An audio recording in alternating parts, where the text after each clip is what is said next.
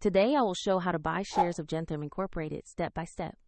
Gentherm develops thermal management systems for the automotive sector and trades on the NASDAQ under the ticker THRM.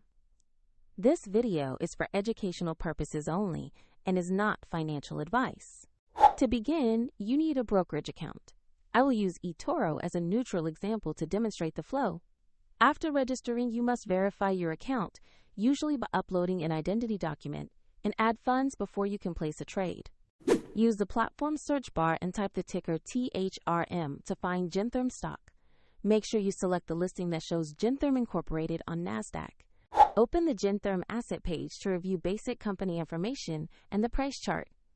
Confirm the page matches THRM and the NASDAQ listing before proceeding.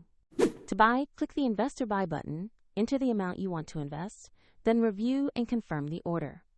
If the market is closed, your order may execute at the next market open, and if funds are insufficient, the platform will prompt you to add money before confirming.